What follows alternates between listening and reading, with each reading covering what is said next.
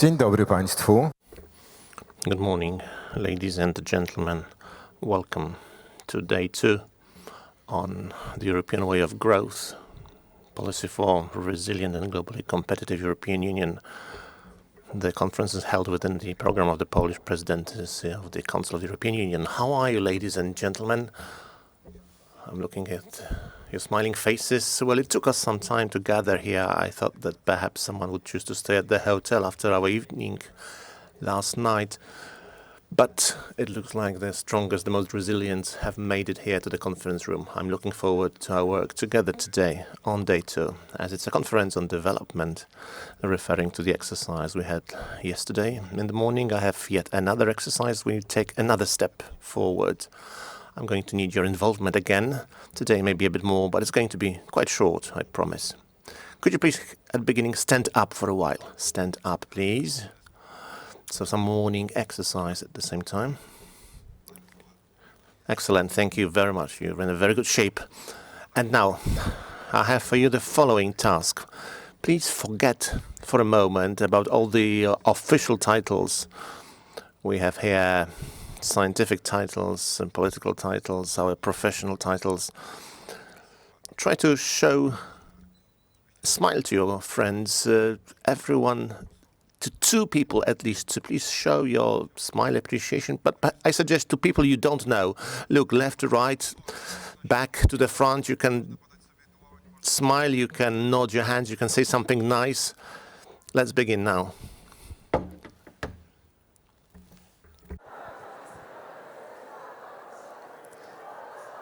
Jak sobie Państwo...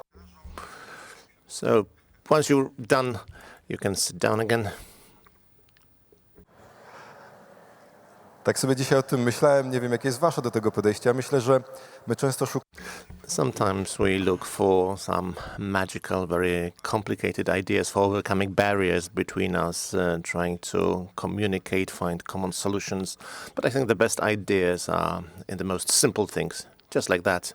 So I encourage everyone again to work together and remember about smiling, looking at one another, saying something nice, and then our life becomes easier. We are all well aware of that. I'm looking to day 2 of our excellent work together, and we've got the following agenda ahead of us. 3 introductory interventions, and panel 1, parallel panels, and another panel discussion here with the closing session at the end. Secretary of State in the Polish Ministry of Development Funds and Regional Policy, Mr. Jan Szyszko, first speaker. Let us have some applause to encourage our speakers.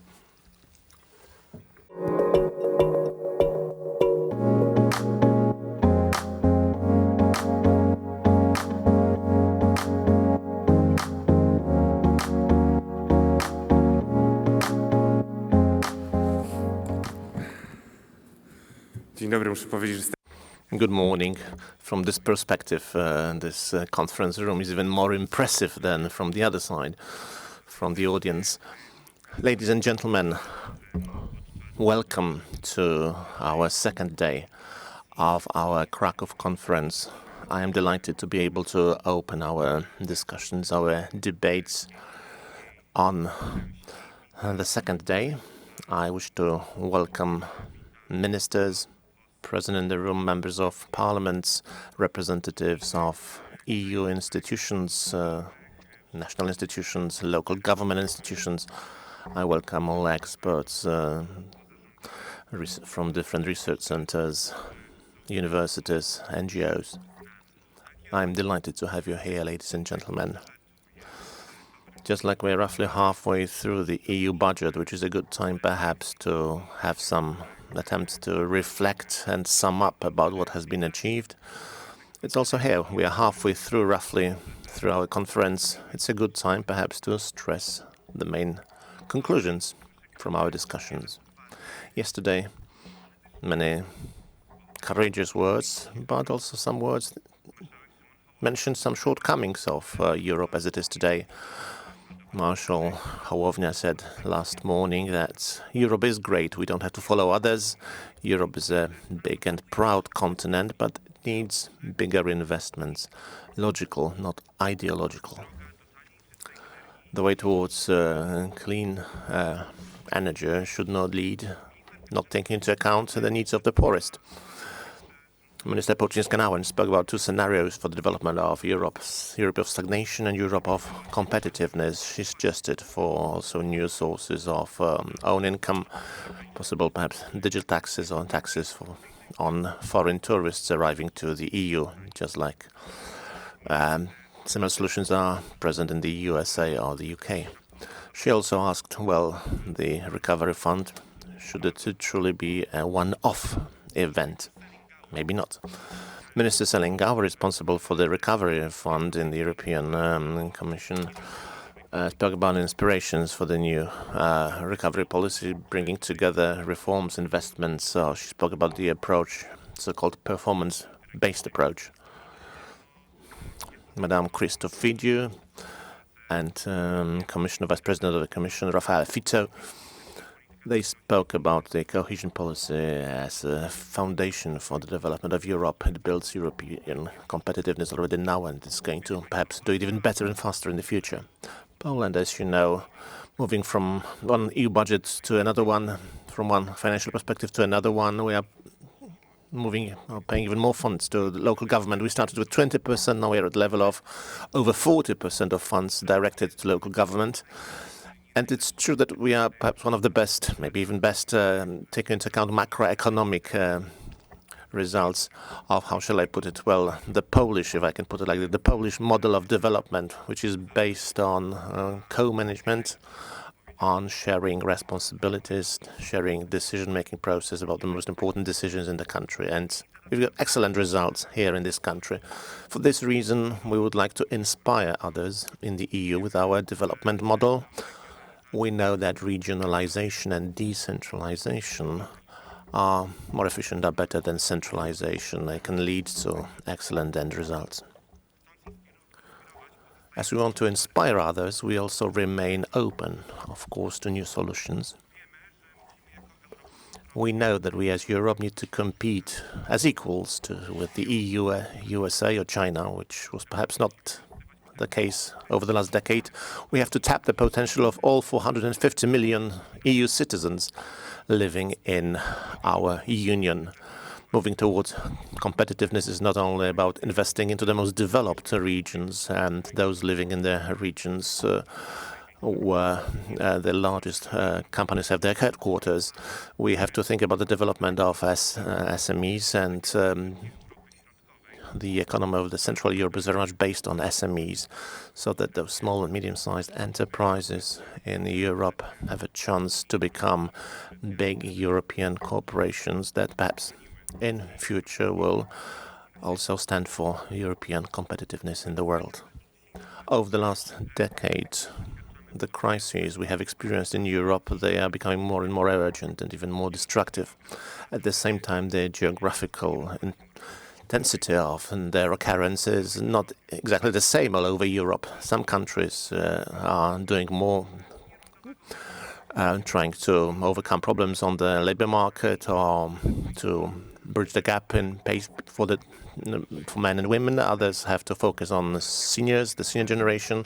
The south of our continent is trying to meet the challenge of the migration crisis. It's basically located along the front line of this crisis. At the same time, the east of the European Union, starting from Finland down to Poland and Romania, is dealing with the different actions of the dictatorships that we are bordering on to the east. And we make it very clear that we have to wake up to the motto of our presidency, security in Europe. Managing development policies at those difficult times requires a very individual approach so that we can tap the potential of all our regions. We need a territorial approach. For this reason, we believe that the new cohesion policy and the new policy for the development of the EU should perhaps come up with a larger portfolio of priorities. All of them should have key importance for the EU. They should all build our European competitiveness, green transformation, digitization, the defense sector, security industry. We believe that it might be a good idea so that the member states and regions would be able to select those priorities that they consider for them most beneficial, best for increasing their competitiveness. We might have different solutions for the Podlasia region in Poland, something different from Andalusia, but the objective is exactly the same, competitiveness. Europe needs big, well-thought-out investments, cheap energy and security. We have two milestones that we need to think about here. First of all, the midterm review I referred to in the introduction to my presentation. It's a time, I think, to be ambitious about this review, to consider whether the priorities that we came up with in 2019 are truly and fully satisfactory for us and good for our competitiveness today in our reality in 2025. We are very much open to such a discussion, and we will be making concrete proposals for changes there that perhaps earlier were not part of our discourse. This is what we also mentioned yesterday. The second step are negotiations about the new cohesion policy, the new architecture of the EU funds, what we will be doing after 2027. Here I wish to stress yet again the points that were made here on stage yesterday. It is not enough to invest in a more flexible and better way if we want to be competitive, to compete with China, the USA. We need to invest even more. We need to have more funds to invest, we as Europe. We have to build our security, our independence, our welfare, better life quality, using even more significant funds. Just like in the history of the biggest initiatives in the EU, which is an excellent example of a development program and peaceful development program in the world, perhaps the best example, the EU.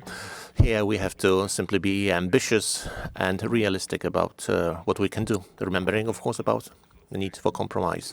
Ladies and gentlemen, I wish for you very fruitful discussions here, very interesting debates, and hopefully you're going to spend good time here in Krakow. Thank you very much. Dziękujemy serdecznie. Thank you very much, Jan Szyszko.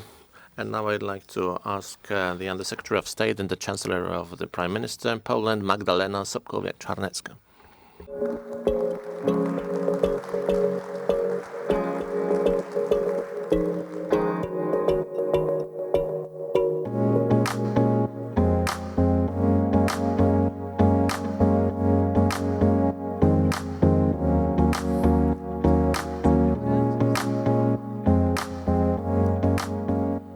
Good morning, ladies and gentlemen.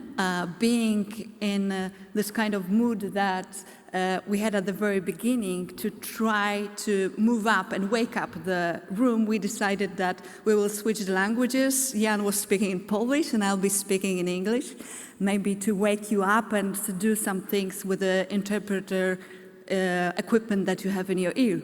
It always works to wake you up. And it's always a challenge to be a speaker after marvelous dinner and also in a competition with beautiful Krakow. So I'm very happy, very proud that you decided to spend this morning with us together on the conference. And when I saw yesterday pictures from this conference, my first thought, maybe not very sophisticated, was, wow, I'm very impressed with the conference. Congratulations to Minister Pełczyńska-Nałęcz and one and only Jan Szyszko for the idea and organizing the conference in the line of the main thoughts of Polish presidency. You know that the main motto of Polish presidency is security first, but also this is a presidency based on dialogue. This is why also I am very glad that here in this room we have people coming from government, from regional governments, from institutions, but also from NGOs, from the world of science. So we have very different groups. Already the preparations for the presidency were made in this sort of dialogue. We had a special group, NGOs, working on the program of presidency. We established special council of entrepreneurs who were also working on the program of the presidency.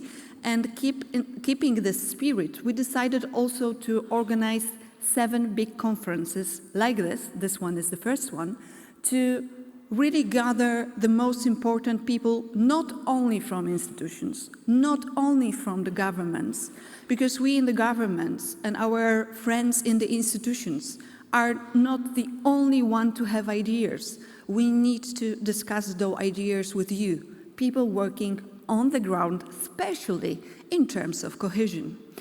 And when I'm thinking about cohesion, in terms of the main motto of Polish presidency, Security Europe, I'm thinking that there is no security without dialogue, there is no security without democracy, there's no security without strong regions, and there's no security with equal chances. And those 4 nouns, they are about cohesion. So the cohesion policy is the core of European values and also is the core to keep Europe secure. We as a Polish government, but also as a Polish presidency, in our priorities, we said that we will focus a lot to give the cohesion policy in the hands of regions. Who better understands the needs on the ground than regional governments, than NGOs, than people who are working on the ground in those small communities? Not everybody in Brussels knows what is needed in the regions. Even not everybody in the governments know what is needed in the region. Especially that we are living in the times that we are facing really huge challenges. We have war going on, which is a result of Russian aggression on Ukraine. This is a war that we have next door to Poland. It is a neighborhood country to Poland. We are in the middle of digital transformation, which is this digital world is everyday life for youngsters. But we have still some people excluded from digital transformation, especially the silver generation. Another challenge is green transformation. And we always think, as a government and as the presidency, that the green transition should be just and should not give any bad impact on society. Nobody can be left behind, only because of the idea of green transition. And another challenge is about demography. We are getting older in Europe. We are facing also the challenge of migration. And facing all those challenges, there's no better way to tackle with those challenges than being together and working together. Also, I think that the key to a just transformation and to equal chances in Europe is also lowering the burdens and not exclude anybody from getting European money only because of the complexity and sophisticated procedures. Those procedures should be easier than they are now, that the money should be reachable, not only for people who already have money, and have money for advisors, for special people who are writing all those papers that you need to get money, but it should be reachable for everybody who actually needs. This is about equal chances. And always the lowest chances are for the regions, for the communities who have less money. And we should do everything to make those procedures easier and also to reach to those people how to help them to get European money. Cohesion policy is also about cooperating between the regions. And this is the real strength of Europe. I think at this moment, everybody understands in Europe that there's no security, you cannot feel secure without being competitive. And also, I think that we already realized that no member state alone could be competitive on the global market. If we compare us to US, China, India, we need to act together as Europe. And to act together, we should have also a strong cooperation between the regions. And this is also one of the goals of Polish presidency. I started with being in a dialogue, and I want to also sum up about being in the dialogue. Getting ideas from you, discussing the ideas, is the core of European values. But there should be one difference. We should act faster. We cannot spend months, years on writing reports, on discussion, and ending with nothing. We should act now. The world is not waiting for us. The world is already running straight forward, and we need to do the same. I'm very happy that I was invited here to be with you in Krakow. I wish you a very good day with very fruitful discussions. We as a presidency and as a government, we are waiting for the results of those discussions, the ideas that came up here in Krakow, and remember, security Europe. Thank you very much.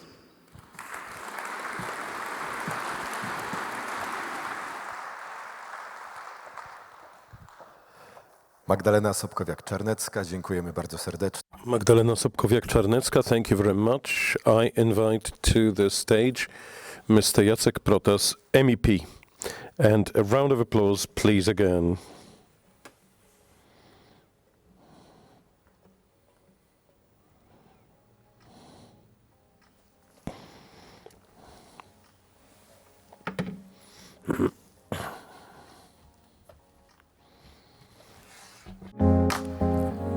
Dzień dobry Państwu. Długa droga. Good morning. Quite a long road to cover to reach this podium, this rostrum. I'd like to thank you very much for inviting me to this very important and prestigious event. Thank you very much, Minister, dear Janek. I'm so happy that we meet during the Polish presidency in Kraków to discuss very important, very significant matters. The Polish presidency is the time of significant and major debates, discussions, but also very important decisions that will result not only tomorrow and the day after tomorrow, but primarily after 2027 with just results. Because today we're speaking not only of the future of the cohesion policy.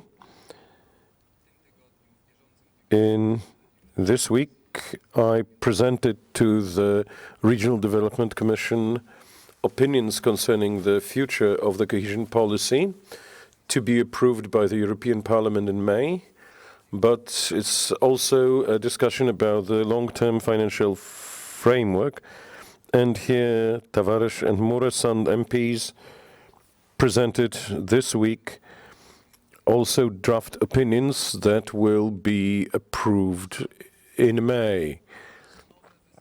All that is accompanied by the new challenges that the EU is facing. I don't know whether in the history of one Europe, joint Europe, united Europe, we've ever lived in such a complex situation, a situation as complex as today. War in Europe, the need and necessity to build powerful defense industry, the need to defend the borders, to get ready for the potential military confrontation, the need to protect the borders, because we are fully aware that there is a hybrid war waged against Europe. We know it from the Polish-Belarusian border, but just several years ago we had the European borders opened when crossing Turkey were whole throngs of people escaping. Also, the need to reinforce competitiveness, the competitive edge, because the EU is beyond doubt a superpower, but it's losing markets from year to year, and our share of the global GDP is dropping, and that tendency is a reason for major concern. Europe has to wake up. Europe has to define new ambitious goals. Moreover, on top of that, last week, that was encouraged by Prime Minister Donald Tusk during his address in Strasbourg at a plenary session of the European Parliament. That address was really perfectly well received, obviously, of the progressive forces supporting European, because in the Parliament we have the extremities that you know perfectly well of. Let me focus on cohesion policy that I'm working on. I've been working on it for many years, beginning with the position of a beneficiary, then as a marshal of the implementing authority, now in the then in the ministry in the Parliament, and also now in the European Parliament. Today is the first college of commissioners that is starting work on a new long-term financial perspective. It's very important information and a very important moment for the whole Europe, but especially for the whole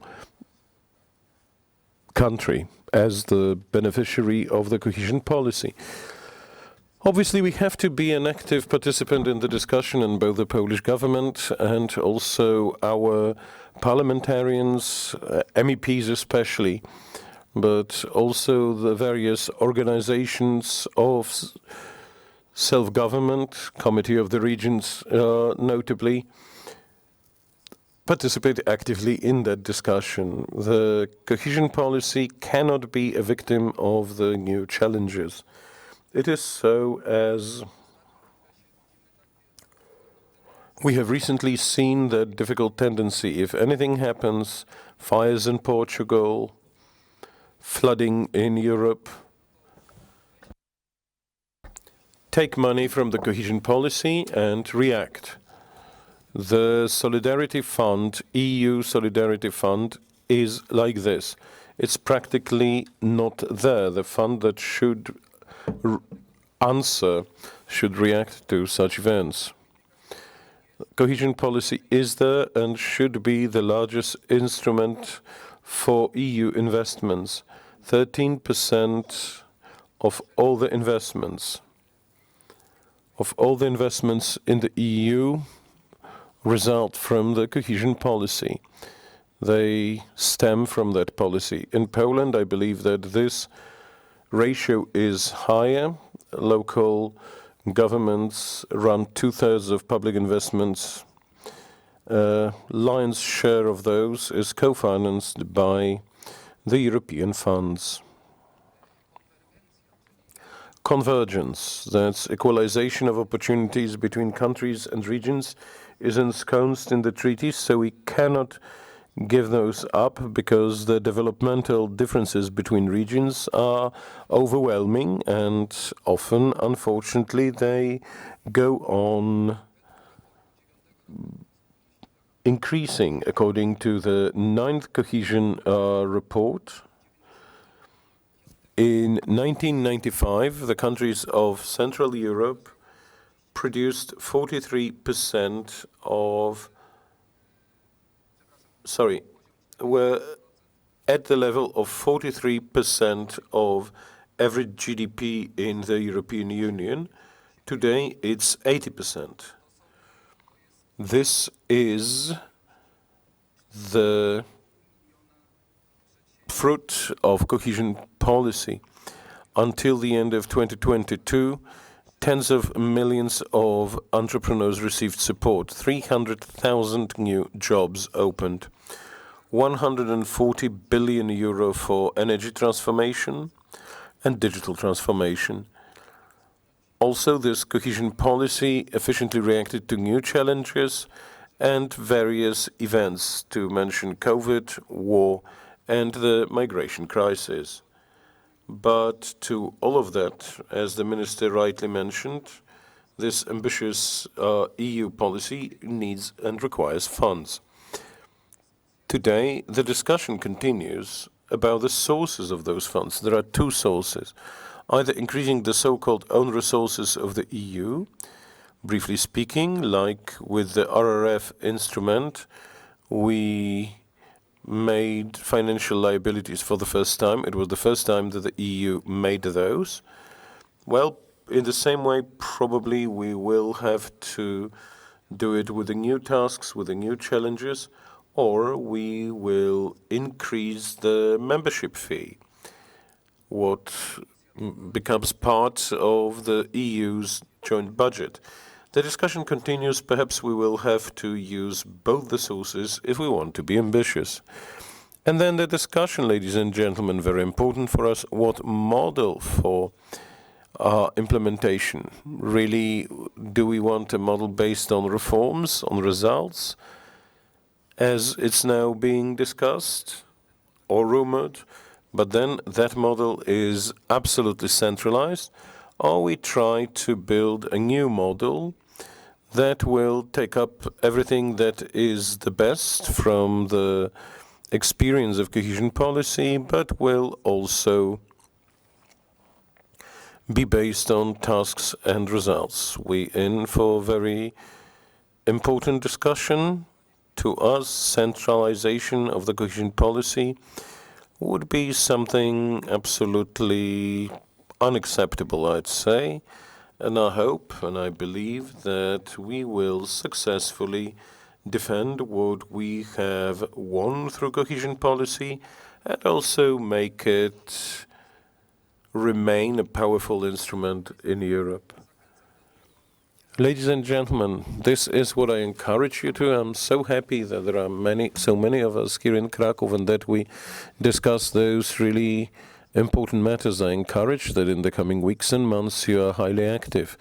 You're representatives of various organizations in Poland and also in Europe. You're representatives of governments, self-governments at all the levels. We've got to join this discussion to work out the best possible model. Decisions will come soon.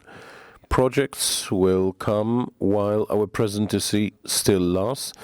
Decisions possibly in the autumn during the Danish presidency, but that's really at the threshold. It's really imminent and coming. I wish you a fruitful time and good results of our joint work.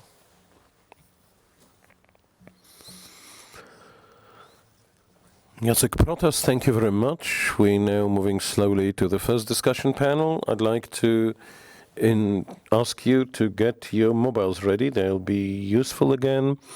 We'll be using Mentimeter. In a moment, we should see all the necessary information. As I told you yesterday, you can use your QR code and enter menti.com this way, or add menti.com and enter the code 1457 6761.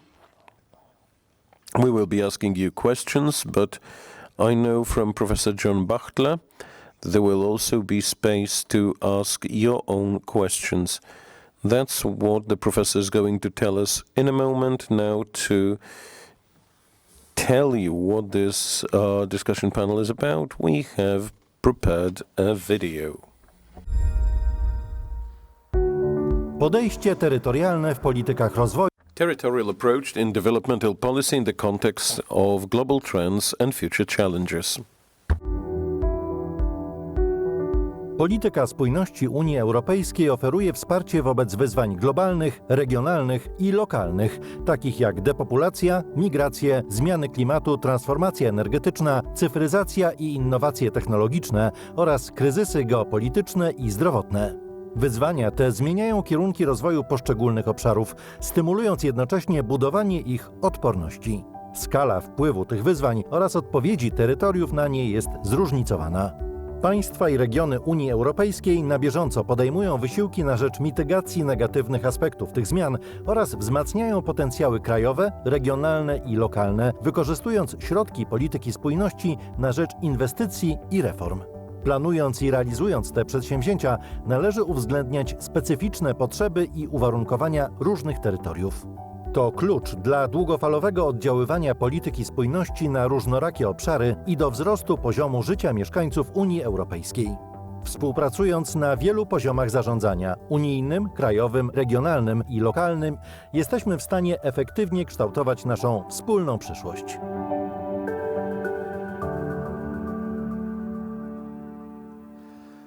Zgodnie z tym, co już pojawiło się w tym materiale filmowym, panel nosi tytuł This is the Territorial Approach panel in the context of global trends and challenges. It will be held in English. You can use the headsets. There is interpretation ensured. Research Center, University of Strathclyde, Glasgow. I've met Professor yesterday at the gala dinner.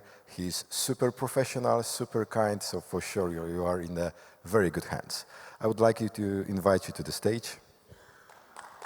A Państwa oczywiście poprosimy o brawa. And of course we ask you to give a round of applause to Professor Bachtler.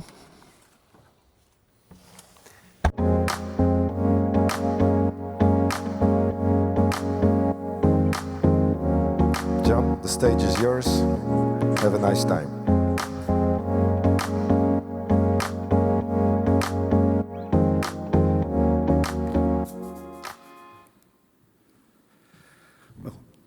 Dzień dobry and good morning everyone, and a very warm welcome to this second plenary panel session. Thank you, Martin, for that daunting introduction.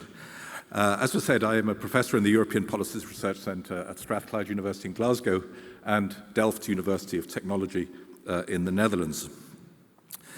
As you saw on the film just now, our focus is on the territorial approach of development policies in a very challenging context. And you saw the kind of issues that the EU has to face in the film. But Minister Shishko, I think, picked out two important watchwords that encapsulate the political and policy context. One is ambition, the need to develop an ambitious response to these kind of challenges, but also realism in terms of the constraints that face the EU.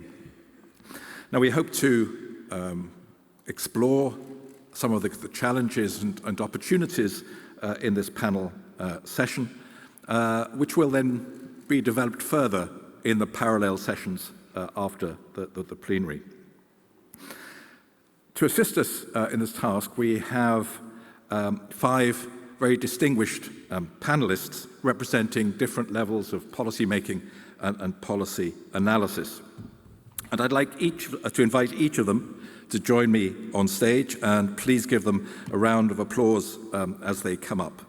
Starting with Ms. Mercedes Caballero Fernandez, who's Secretary General for European Funds. Would you like to come and join us?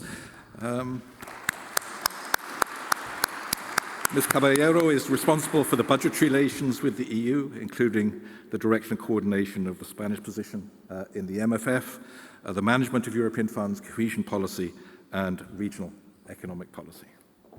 Thank you very much.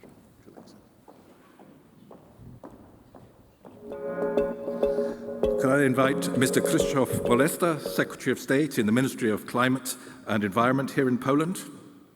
Let's come and join us. Mr. Bolesta has long experience in Warsaw, but also in Brussels in terms going back to the accession negotiations and Poland's alignment with EU requirements in the areas of energy and research and development. Thank you very much. Could I invite Mr. Nicola de Michaelis,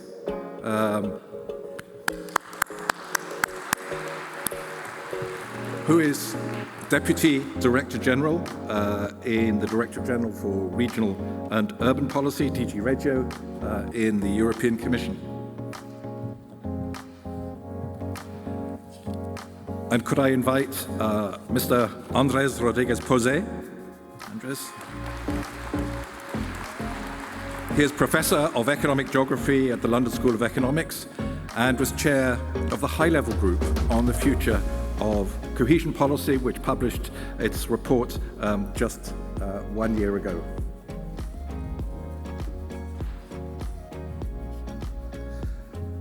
And last but not least, could I invite Mr. Jan Olbrecht?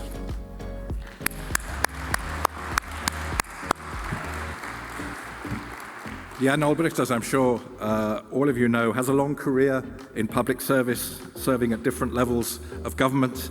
Among many positions, he was Mayor of Szczecin, Marshal of the Voivodeship of Silesia, and MEP in the European Parliament for 4 terms, including in the budget and Reggie.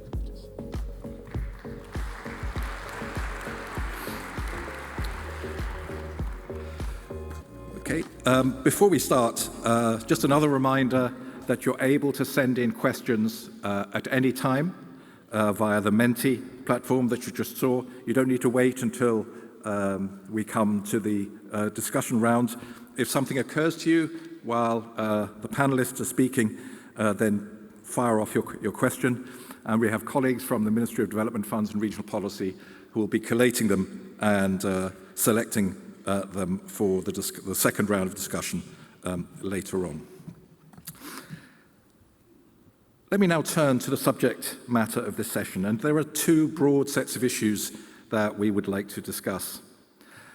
One of them is how to enhance the efficiency and effectiveness of development policies, in particular EU cohesion policy, in the face of the challenges and trends that we've just heard about. How to get better exploitation of the potential of different types of regions and places, including towns, cities, and rural areas. A second issue is how to strengthen the territorial dimension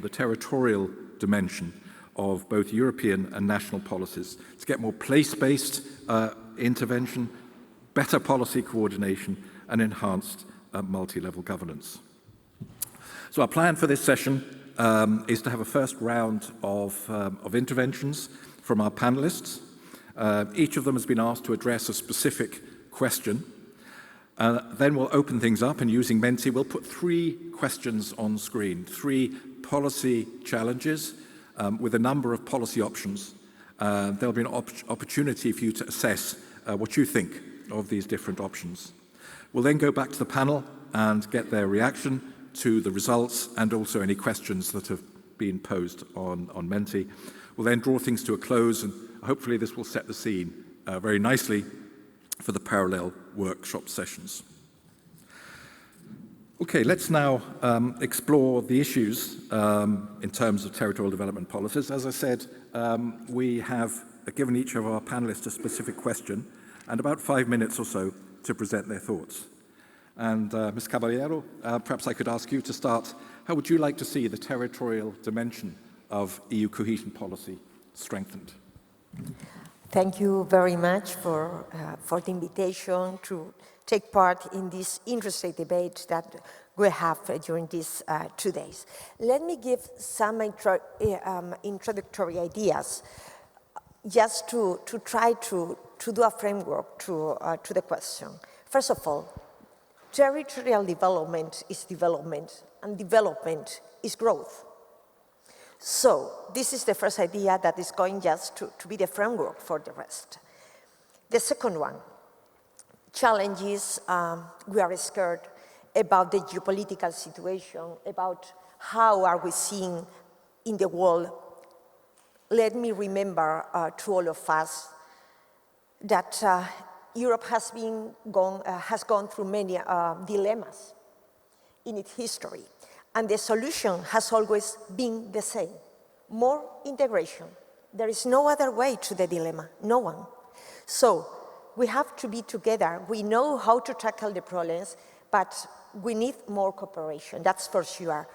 Also coming from the region. And the third one is that citizens should be always in the center. We cannot think of Europe without thinking of European citizens. That's, for me, the main three ideas to have the framework of the rest of the answers. I would like to emphasize that cohesion policy is a story and a history of succeed, first of all. And it's a story of succeed because it has helped many countries, also mine, to grow. It has been a solution. It has been convergence, it has been solidarity, but not only solidarity. It has been counterbalance in a situation of a single market and its effect, and of a single currency. So it's much more than solidarity. It is, of course, but it is more than that. And cohesion policy, it has always had regions in the core. And this is extremely important, especially for my country. In Europe, the weight of regions is not the same as in other parts of the world. And this is for culture, for languages, for historical reasons, maybe for our way of life, even for the process of building a welfare state where the state has to be close to the citizens to be able to provide them with some services.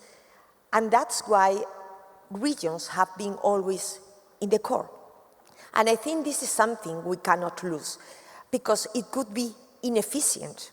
Many of the functions that in different states, I know mine, but there are many others, but many of the functions that the state develops in many countries are carried out by the regions. So we cannot forget the regions. They are in the center for sure. On top of that, we have this debate about how to foster development coming from the regions. If we have to choose between capacity of adoption, competitiveness, or traditional cohesion. And honestly, I think this is a false debate. There is no such a contradiction. We had the COVID, and how can we start or promote growth if we don't stabilize first the economic and social situation? It's impossible. You cannot do traditional policy, cohesion policy. How? You have first to stabilize the productive system, and then you can apply the traditional role of cohesion policy. Now we have the issue of competitiveness. Of course, competitiveness has to be an instrument to promote growth. So cohesion and competitiveness are not the opposite. The question is how to organize resources to have convergence. This is our affair, I'm sure of that. How to organize all these resources to be sure that we don't leave behind some of the regions. And the solution to the capacity of adaptation has to be there because we are going to have to tackle many other issues, and we cannot lose this kind of solution. For example, the RRF for my country has been a really good solution because after the COVID, we were really impacted by the pandemic, and now if we look at the macro figures, we are really doing well in this moment, taking into account the rate of growth, the rate of unemployment that has decreased a lot. So don't lose this opportunity. And let's go specifically to the challenges that territories have to tackle in this global context. The global challenge is mainly geographical and is geopolitical, and is, of course, about competitiveness and technology. But each region has a different starting point. Some of them has border problems with the neighborhood, for example, because they are in the border of a war. Others has demographic problems. Others have climate problem. Others have education problem, historical, political. So the starting point is very different, and that's why the solution cannot be an only solution for everyone. The place-based approach is really a need, and we have to be able to simplify this solution. For example, if I look at in my country, we have 19 regions. Indeed, there are 17 regions and 2 autonomous cities, Ceuta and Melilla, that are in the north of Africa, and all of them are divided through the 3 categories of regions, having 5 like less developed regions. We have 9 as transition regions, and 5 are as more developed regions. Solutions for all of them are very different, but of course, as EU, need to have global objective that we have to share, but the way to arrive there could be different. And which are these objectives nowadays? To be able to have strategic autonomy, of course, in this world, to be able to attract talent, educated people, and hence very good investment, and energy, of course, digitalization, decarbonization, all that are the challenges, but the approach could be different for each region. So I emphasize the idea of the place-based approach, because it's not the same a less developed region of a rural area in my country because it was never industrialized, or a decarbonized area because it was polluted in a previous time because it has some industrial system, has nothing to do. And just one last point that I'm sure that is very common for all of us. One of the main challenges for the future, for cohesion policy or for development policies in Europe is management. The challenge sometimes is management. And sometimes we talk about lack of administrative capacity. And I disagree. I think that we sometimes do not have lack of administrative capacity. We have overlapping administrative capacity. In this moment, we have 3 models: national budget and the way of proceeding with national budget. Then we have RRF system, and then we have cohesion policy system. 3 different systems for one single administration, regional, local, lack of administrative capacity. We are really strong to be able to do that. So I don't think we have sometimes lack of administrative capacity. The question is that, and I think of less developed regions, if they have to absorb and to use the money in an efficient way, and on top of that, we ask them to have 3 different administrative systems overlapping, we are just putting a great burden on them that is inefficient. Maybe for the future, we should think of how, because I understand the need to preserve the protection of the interest of the union. I understand that. This is public money, of course. But we have to think maybe about how to harmonize some minimum principle in all the system to trust national system. Otherwise, this is going to be a challenge without any need. Thank you so much for the moment. Thank you.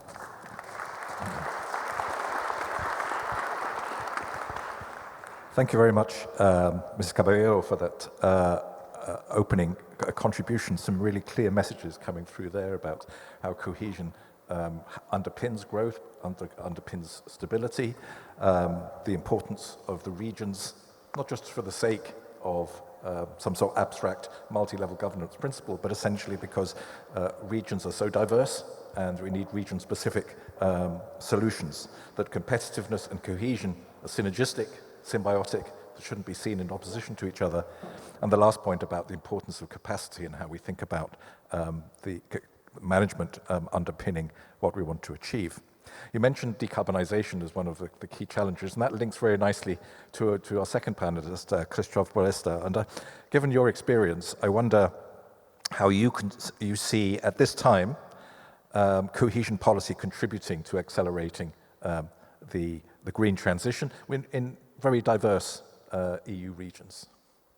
Thank you for that. And I have to tell you that I'm really impressed with the venue as well. And I'm also impressed with you because this is probably the biggest audience cohesion policy topics have ever seen. My first thought when I saw, there'll be a conference, presidency conference on cohesion funds in Krakow, I thought we'll be speaking to the empty seats and you'll be all visiting the city, which is very beautiful, but hopefully you have this weekend for this.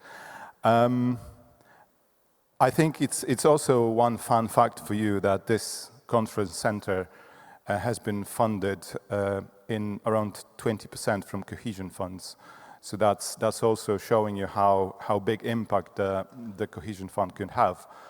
But in my area, in energy and climate, the travel Poland has experienced over the last years has been amazing, if not great. People in Brussels and in many places around Europe still perceive Poland as the coal man of Europe. They think we have breakfast with coal and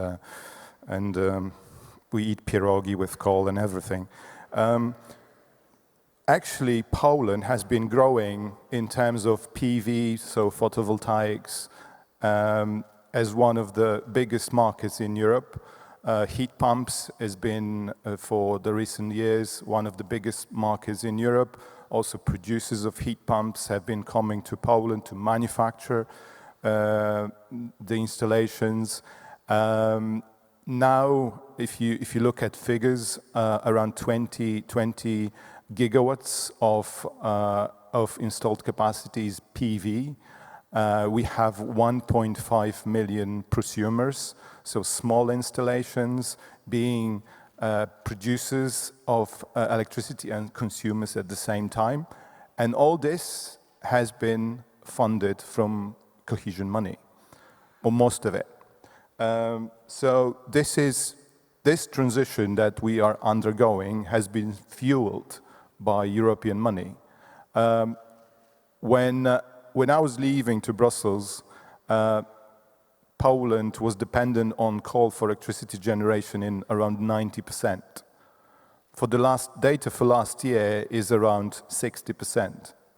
So 30 percentage points over just decade is an immense progress.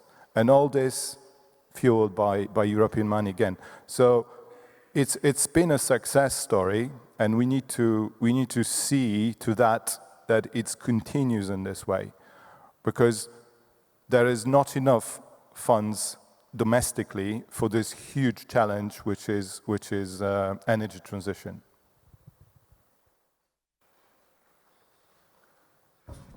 Thank you very much. I can go on forever, but I think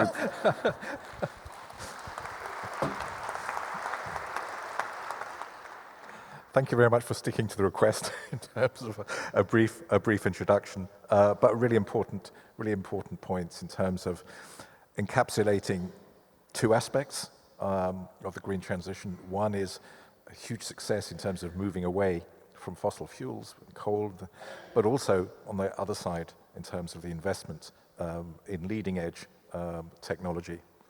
So thank you very much for that. The importance of sort of climate and environment policy raises the question of sort of policy coordination between different areas of EU policy, of national policy, and so on. And for that, to deal with that issue, can I turn to Nicola de Michaelis? From your point of view, coordination is is something that we discuss a lot of. We have different degrees of experience in terms of policy coordination, policy synergies at different levels.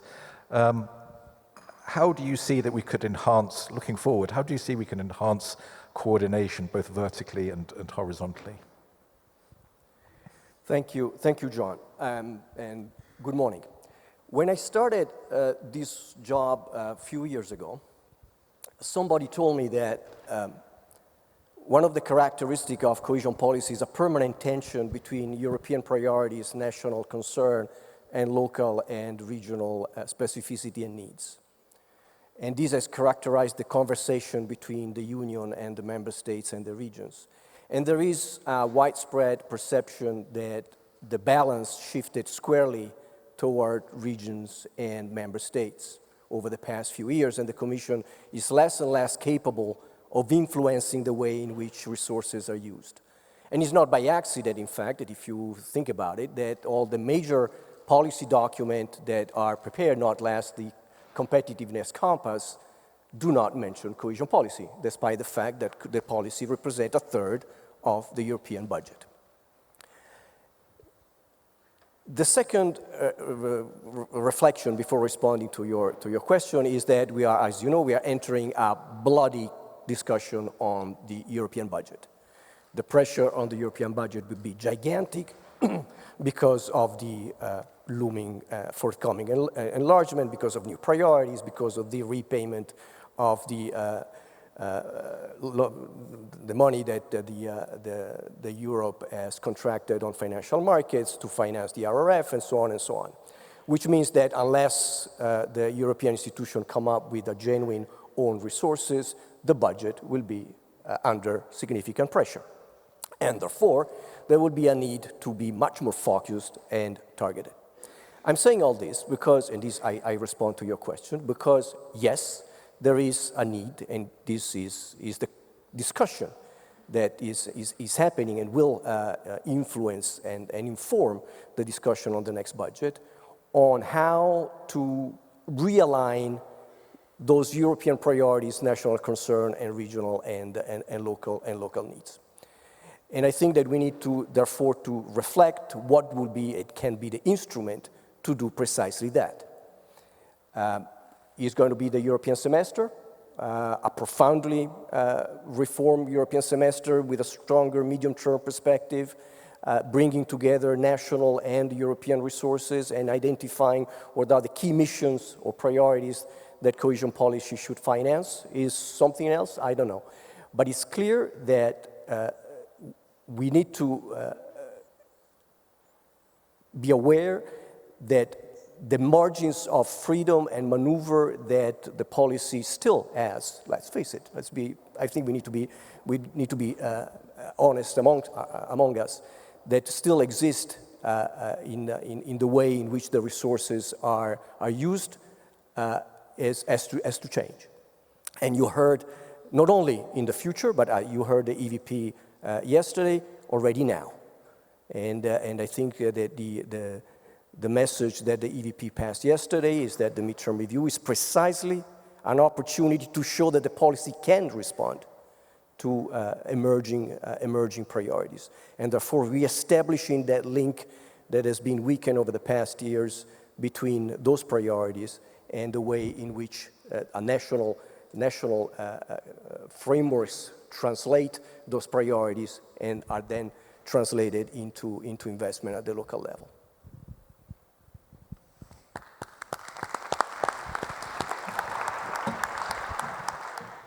Thanks very much for that. I mean, I think you started very much by focusing on the realism side of what Minister Šiško was talking about, and particularly what you call the bloody MFF debate ahead. I mean, if we look at the Competitiveness Compass document that came out 2 days ago, focusing very much on innovation, decarbonization, security, it looked like there was a line on cohesion policy that had been added at the last moment as a sop, if you like, to cohesion policy interest. But in this new, potentially this new MFF structure and shape that emerges, with a strategic framework at European level. The question is, how is that going to look? And where does cohesion fit in? But also, what are the expectations of different levels? We've been talking very much about issues at a broad level, and I'd sort of like to bring things down now to the to places and turn to Jan Olbricht. First of all, I should have said right at the beginning, thank you very much for stepping in to replace Nadim Ahmad from OECD, who was in the agenda but had to withdraw at short notice. So my question to you is sort of how effective is cohesion policy at the urban level in terms of mobilizing growth and competitiveness of cities? Yes, thank you, John. First of all, thank you for inviting me for this panel, even for replacing someone, but it's also the pleasure. But it's very interesting to be with non-politicians in the panel because they are very concrete and very going to the point. So as a politician, I have to keep the same line and not to answer the question you didn't ask. But during 20 years in the parliament, we were fighting with my colleagues, among all the other things, about we are fighting for the European urban policy. This was one of our issues. That's why we thought that the urban policy is not marginal, is one of the basic elements, and is different. It's different than other policies. And of course, we observe very clearly the rural development policy, which exists. And all the time it is rejected to have the European urban policy. There was the one moment, I mean, a small light when the DG Regio changed the name and saying that it was DG Regio and urban policy. And of course we say, okay, all right, something is changing. But in fact, the reality was different. It was still all concentrated on the regional policy, which is okay. But the question is that the urban policy is in fact, by definition, horizontal. I mean, this is not about money for cities only. This is about different things together. And the urban dimension, what you said, is in different European policies. And the main problems now appear in the cities, like social problems, disparities, environment, the question of pollution, migration. Everything is concentrated in cities. So, of course, not neglecting the importance of rural development. It's absolutely necessary to concentrate on our cities. That's why I think it's important that after so many years, what we heard from Commissioner Fitor yesterday, that this is one of the elements of the new cohesion policy to concentrate on the urban. And I am very glad that Nicola Michalis from DG Regio will be responsible for preparing the urban agenda. This is very promising. But why it's promising? It's promising because we have to understand that either we treat cities like the beneficiaries of money, this is one of the beneficiaries, or we are really thinking about subsidiarity, and really we're thinking about the decentralization. Cities, and I know it as a former mayor and next to former president of the region, that the management of the region is completely different than management of the city. They are completely different ways of management. It's like, why? Because in the cities, I don't speak about the Chinese cities, multi-million. So no, we speak about European cities. In the city, the specificity is that this is integrated by definition. I mean, you cannot manage the city making silos. I mean, everything is linked. So, I mean, it's linked, like, for example, you have the question of transport, which is linked to the organizing of all the commercial centers, etc. It's linked to the waste collection, and it's collected to the housing. Everything is linked. You cannot separate it. So this is a really very possibility for the cohesion policy. I mean, to propose something which is integrated approach, because the reality is integrated. So it gives a lot of possibility, but it requires the instrument. So that's why the first sign, like for example, the urban initiative, was a very good sign to say, we will reward the integrated approach in the cities. But it's also important, and sorry to say that to the representative of the regions, but we need decentralization on the regional level. I mean, the regions should have the trust to the cities. Because if not, we will observe, and we cannot hide it, the tension between cities and regions, they will blame regions for centralization of money. That's why I think working on it is like working on big investment. This is different. Working on the regional management is different. But it's necessary to give to the cities the instrument to use it to the integrated activity, integrated approach. That's why I hope that the approach of Commissioner Fito gives the new light for this. Cities today is one of the key elements of the European policies. And I think we have to, that's why for the last 20 years, we were repeated in the parliament, housing is basic element for European policies. What was the answer? Never. Never. Why? Because housing is subsidiarity. It's up to the local. I mean, do it. It means when you translate it in European language, we will not give you money. It's your problem. What is now? Housing is now on the European priorities. We will have the Commission, because I still feel like the member of the Parliament, which I'm not, but we have the new committee for housing. This is completely different. The Commission is working now on housing. Because it's not about the just social policy. It's about a completely new challenge. That's why, when you ask me about the role, of the new cohesion policy, this is a new possibility, the new chance to create the cohesion policy, giving the possibility to the cities to use it on an integrated way. But for this, we need flexibility, we need stability, and of course, we need the possibility to give to the city authorities the possibility to create their own approach, which is integrated. It will be extremely difficult for the European Commission, because the European Commission is not prepared for any integrated approach at all. So because it's separate, sorry, Nicola, they are saying, but I observed for many, many years. Each DG is fighting for it. Cities, urban is horizontal. It requires cooperation and coordination. I'm very glad that the coordination will be in the hands of the DG Regio, because someone should coordinate it. Let's hope and let's do everything all together to support it, because we should work on rural and cities. Last word. One of the elements which is completely neglected is the metropolitan areas. Metropolitan areas, which is a completely new situation when the cities are responsible to work with the surroundings, very often rural.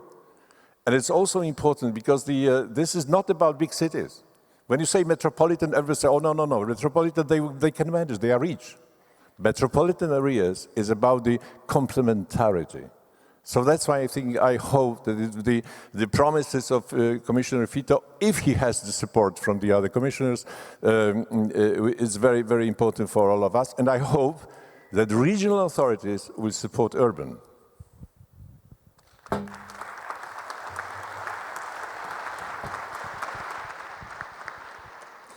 Thank you very much. The point you made about the need for a distinctive approach for urban areas, I think it's really well made. It's been one of the particularly interesting aspects of the territorial dimension over the last 2 decades, and particularly, thinking about the urban dimension at the level of the city regions, the sort of metropolitan areas, at the level of neighborhoods, in terms of the sort of community focus, in terms of the issue of small towns, which have been really suffering. Now there's a whole range of interesting initiatives, as you said, in terms of sustainable urban development, ITIs, CLLDs, and so on. And it'd be interesting, particularly in the context of the emphasis placed on affordable housing that we heard about yesterday, and that you've mentioned, how that evolves. So, last but not least, can I turn to Andres Rodriguez-Pose? Now we've heard a lot about the sort of policy issues, the policy challenges from a policymaker perspective, governance challenges, and in the context of the reform debates. If you try to stand back a little bit, as you have done in your work, how do you see, in the face of these challenges, these mega trends, how do you see development policies contributing, particularly cohesion policy? Well, thank you very much, John, and thank you very much for having me here. Thanks to all for being here. And as John said, I'm the only academic in the panel. I hope I'm not just going to go in a completely different direction. But let me start by where your minister, your Secretary of State, your Marshal started. We are living in a Europe that is facing probably the biggest challenges, not in a generation, I would say in probably 2 or 3 generations. We are living in a Europe that is facing a massive competitiveness challenge, and in that we are a diminished Europe. Just in the year 2000, Europe represented 1/4 of the economy of the world. Today, we represent 16%. So we should expect some decline, but this is a massive decline in 1/4 of a century. We are in a Europe that has witnessed virtually no growth in productivity for the last 3 decades. I mean, there are countries, and Poland is one, where there has been some improvement, but most of the rest of Europe is stagnant in terms of productivity. We're facing a climate emergency. All the information, all the data, and there's no need to just turn saying last year was the warmest year in history since we have records.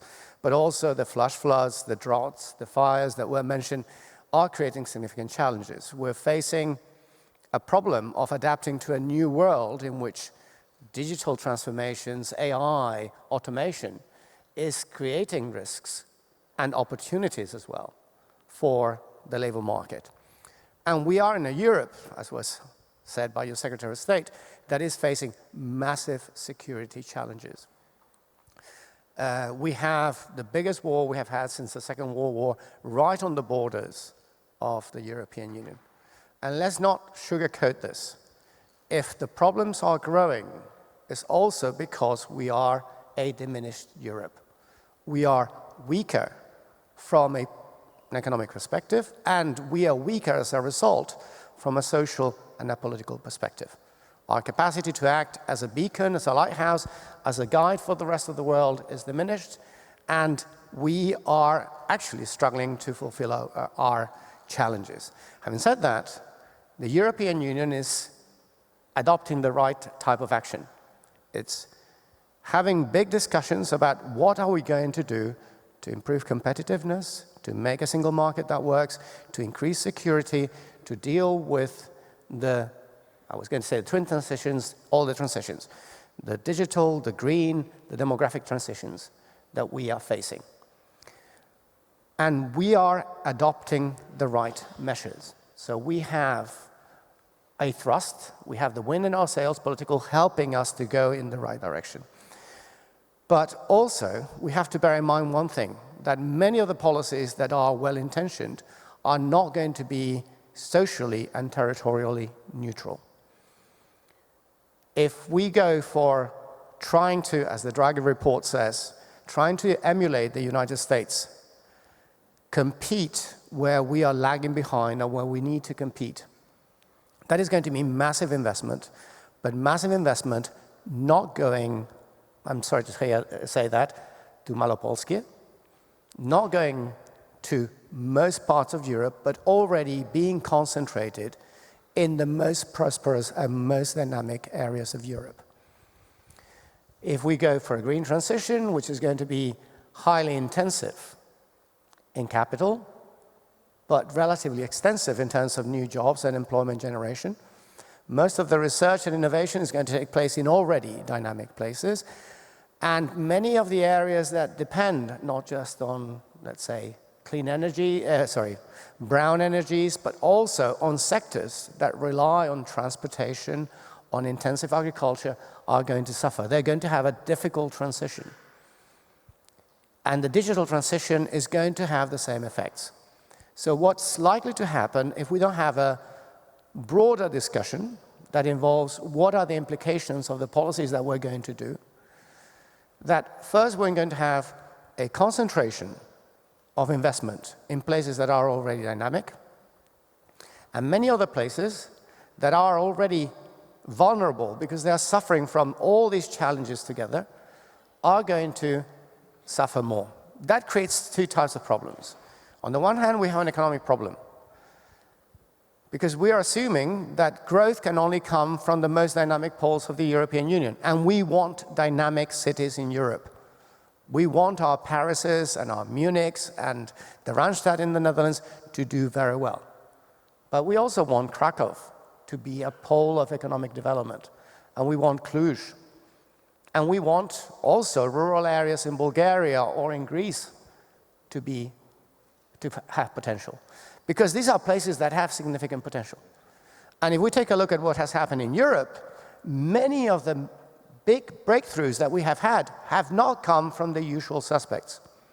The biggest breakthrough that Europe has had in recent years is the vaccine, and it came from BioNTech, a spin-off of the University of Mainz, which was not the expected place where it was going to take place.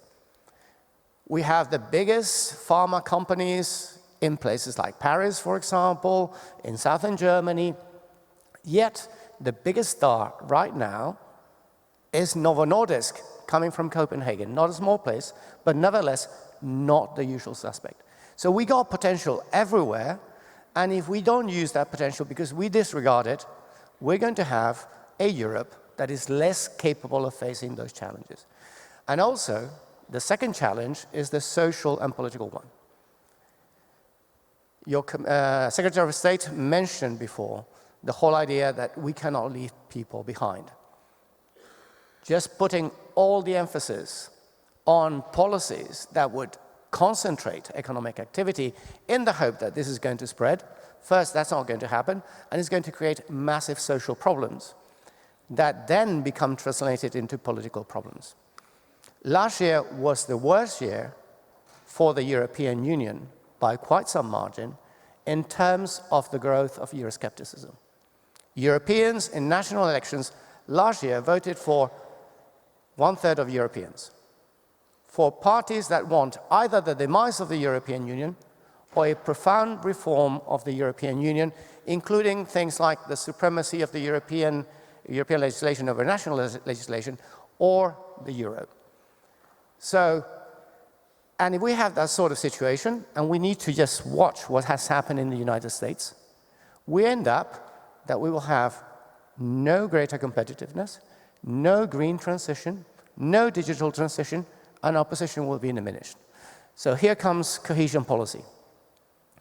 We need cohesion policy to permeate all these debates. Because, let me just take one of the transitions, the green transition. If we go for a green transition the way we are doing it, with just a just transition fund for places that actually are the ones that currently depend on mines, and as a compensation policy, we're going to be dealing with the tip of the iceberg. Unlike the Titanic, we're going to sink.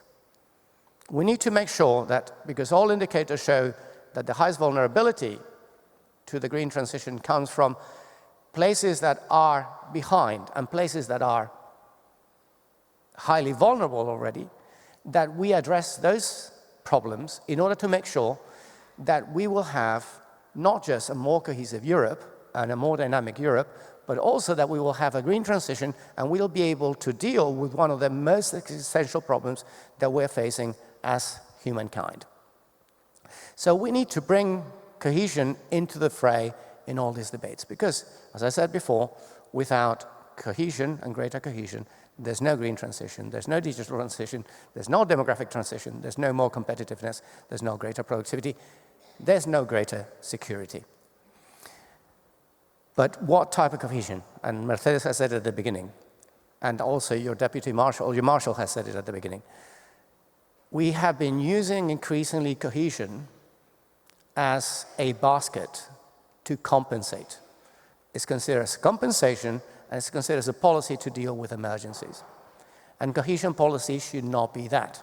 It should be a policy for promoting development, what it was first and foremost. Because if we promote development and we use cohesion mainly to leave no stone unturned, to look for potential in Europe where there is, and let's not kid ourselves about that, there's potential everywhere in Europe.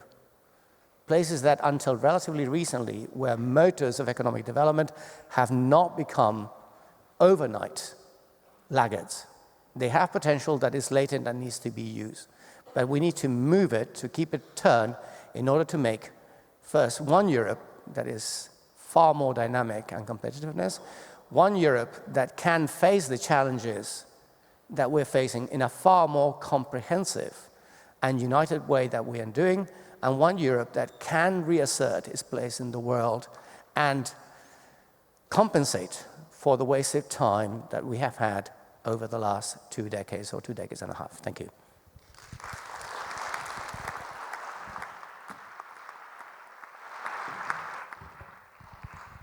Thank you very much, Andres, for sort of crystallizing the challenge before us. On the one hand, we have these major issues that you've outlined that face the EU, that in terms of its potential weakness, the fact that the diagnoses are essentially right in terms of what we need to focus on in terms of innovation, decarbonization, security, and so on.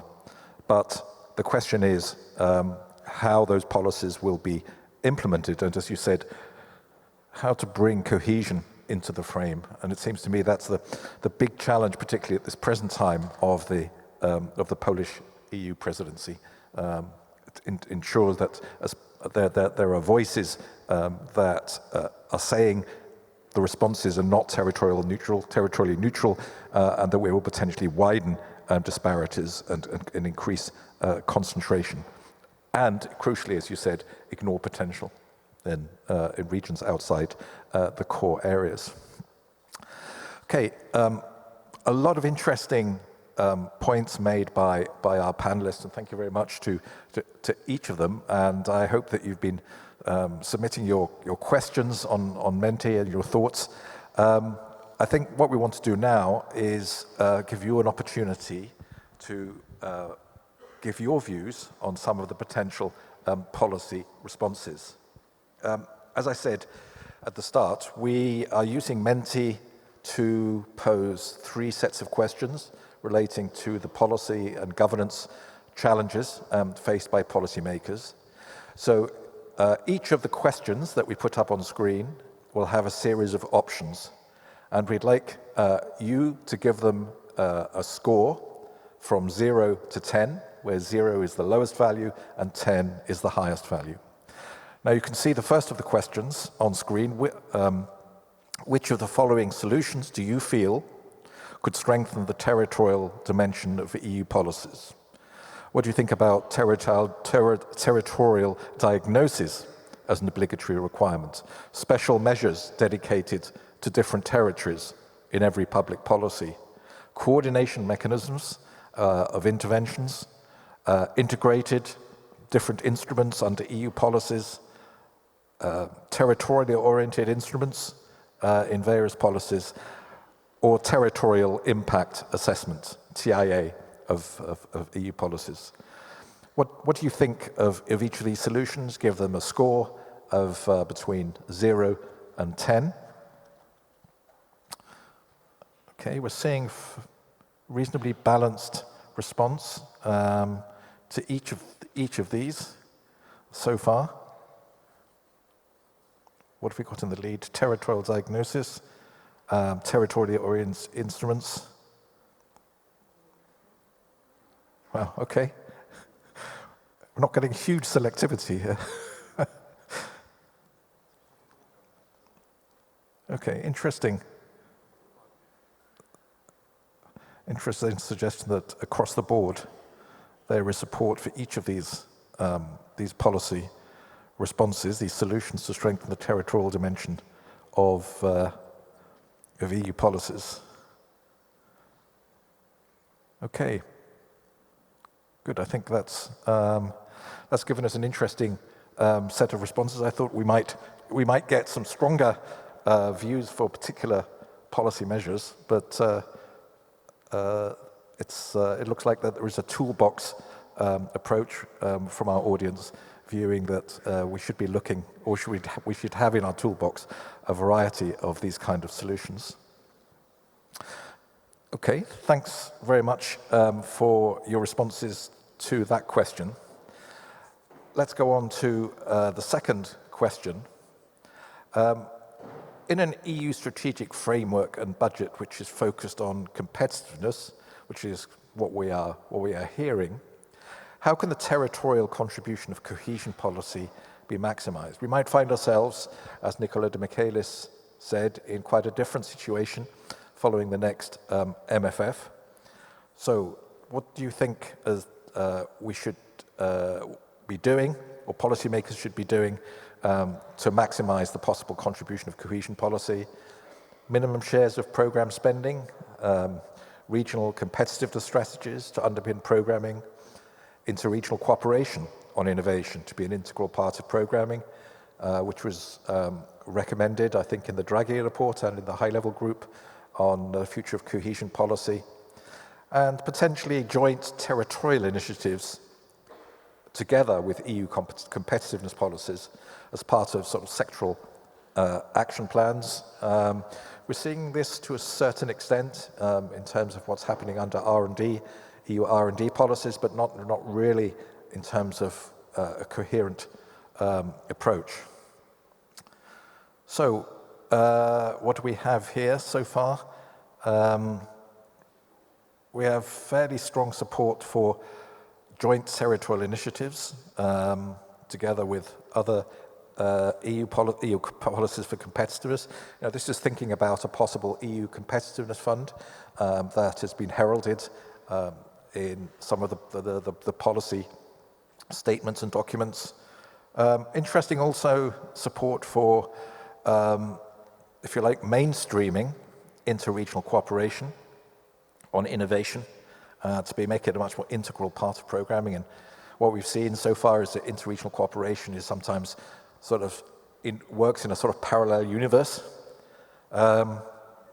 Slightly less support for regional competitive strategies and less support, I think, for minimum shares of programme spending focused on key EU priorities. We've had some experience of this, of course, in the last two programme periods with sort of thresholds, earmarking, and so on.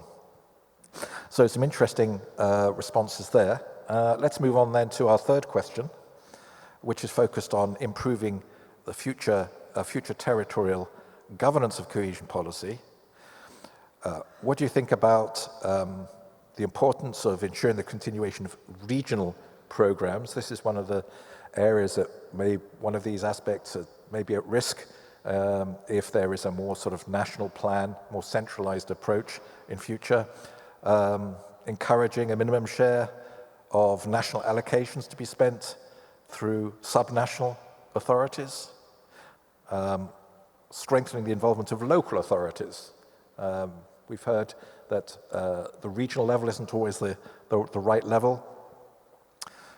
Expanding the use of territorial instruments. As I said, we have a lot of experience with integrated territorial investments in terms of community-led local development and so on. And lastly, ensuring the continuation of direct engagement between regional authorities and the Commission. And this is something that may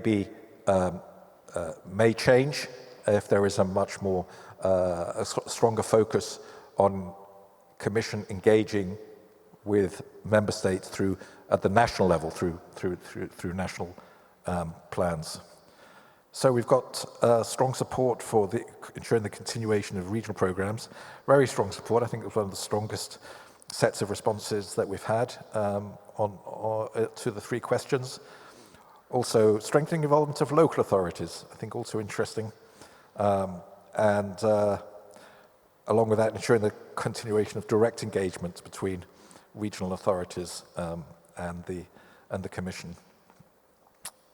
Okay, thank you very much for those responses. I hope that's given you some sort of food for thought in terms of the kind of policy questions, policy dilemmas, governance questions that will potentially face us going forward. We did ask for questions, and here is a selection of those that we've got from our colleagues who've been collating the questions. So what have we got? This is putting a strain on my eyesight here. Let me just turn around. So the territorial approach is not only about regions, but about functional areas and metropolises. Is this understood? And when will it be reflected in an adequate way in cohesion policy? What do you think of the territorial impact of the competitiveness compass? Should the rural development policy be more closely linked to cohesion policy? How do you see the ITI instrument evolving? Yes, cohesion policy and short-term crises. And the trade-off between efficiency, effectiveness, equity in the design of future cohesion policy. And a specific question for the Minister, sharing your vision for sources of energy in Poland from now. Okay, a lot of interesting questions there. Can I maybe turn to individual panelists to sort of pick out, to respond to some of these questions. You've got quite a broad responsibility for EU funds, Ms. Caballero, and I wonder how you'd see rural development developing in the future, and particularly its relationship to cohesion policy. Minister Foresta, I think there's a question specifically for you in terms of the longer term, if you like, extending what you were saying at the start. How do you see the energy transition being managed in terms of both dimensions of policy that you mentioned? Jan Olbricht, could you maybe comment on the first question there about sort of to what extent, you started to touch on this towards the end, about you felt that we needed to develop, to strengthen the way we approach the urban dimension. Nicola de Michaelis, I'm sure you're one of the people who's read the competitiveness compass very closely, and I wonder how you see, what you see as the potential territorial implications of the competitiveness compass. And Andres, could you maybe address the question about tackling the trade-offs between efficiency, equity in the design of future cohesion policy and other EU policies? This was very much the kind of point you're making at the start, but perhaps you could develop that a bit further. So, can I give the floor to you, Ms. Caballero? Thank you so much. Well, I agree with the proposal, and we try to do as much as possible. Indeed, rural development traditionally has been a support to groups that are based in the rural area and for investment, for example, to channelize water or things like that. But in some investment, for example, we say in Spanish, if it is down, what we call in baja, in down, then it is rural fund, but if it is bigger, but in the same kind of investment, then is ERDF. Is this useful? It is, but I think that the approach should be different, and I'm referring to what Jan Albrecht was saying before. With Objective 5, and thanks to the cooperation of the Commission, we have a different approach in the call for proposal we do for all the urban areas. And we talk about urban-rural areas. I mean, for example, just depend on the composition of the categories of population in a country. We can have, as it is our case, more of 95% of municipalities in Spain are less than 2,000 inhabitants. And then if you want to bring cohesion to them, you need an approach, rural, more rural development fund, but also cohesion policy, ERDF. Why? Because we always think that even if they live in a rural area, that does not mean they want urban services. That's completely different. Maybe they work in agriculture, but this does not mean that they do not want urban services. Digital, health, many others, transport, And for that, rural funds are not thought. This is different. So we had to think in a more developed approach, honestly thinking of rural urban areas. And for that, for example, the cooperation with the Commission in some specific provinces, we have created areas of 10,000 inhabitants with a head of the area of 5,000, because we didn't have more. I mean, the size of the village was not more than that. And with this cooperation, we are going to promote this kind of services, not thinking only of the rural approach, but to the urban services in an agriculture, rural, traditional area. And I think this, we are going to see the result, but we are quite confident that this is the approach, and well, it has been very well received there in Spain among the municipalities, and now we have 1,800 million to that. Also, of course, for big towns, but the specificity of the problem is different. But we were thinking of how to cover the whole territory, bringing cohesion policy to them. Otherwise, they were just putting aside and only with the traditional rural fund approach. And I think that the future is different. Thank you. Thank you very much. Yeah, well, we talk a lot about policy coherence and coordination, but we've got two territorial policies and we're missing out on the interrelationships, as you said, but also in terms of policy and coherence. Thank you very much. Minister Ballester. Thanks. So first I'll tackle the question that was asked directly to me. So the vision for sources of energy in Poland 10, 20 and 50 years from now. So 10 years from now, around 35, this is in line with the National Energy and Climate Plan we are preparing. So I think we are in a safest territory in terms of where we want to be. And this will be roughly 70% of energy coming from zero carbon sources. 20 years from now, 45, I will round up to 2050. This is where the EU needs to reach carbon neutrality. So this means for energy sector in Poland to be at least carbon neutral, if not carbon negative. Because if you look at the carbon negative target for Europe, it means that some sectors of the economy will need to move faster and try to compensate for sectors that cannot decarbonize at all, like some elements of agriculture or transport. So the power sector needs to become carbon negative. But I think Polish sector will be carbon neutral in 2050. 50 years from now, my God, give me a crystal ball. I don't know.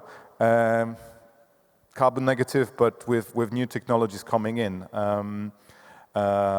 new thermonuclear. Hopefully, we'll finally get something of our EU spending on Kardash and the accelerator. But I also wanted to try to tackle the last question, because it's quite interesting in terms of recommendations for the future programming. I see that from my perspective, and I will disagree with Jan here, because in my topics the focus should not be certainly on urban areas, because where we decarbonizing, where we going through an energy transition, I'm not worried about urban areas. They'll be fine. They can handle it. And all the technologies and all the business models we already have today to make technologies in transition profitable when you have high density of population, where you have capital swirling around, when you have brain power, and urban areas are perfect you have perfect storm for energy transition.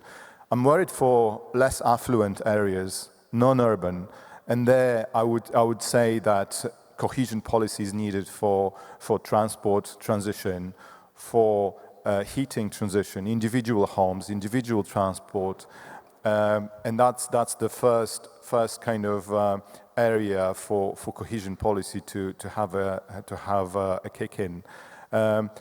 Grid expansion. This is a sort of the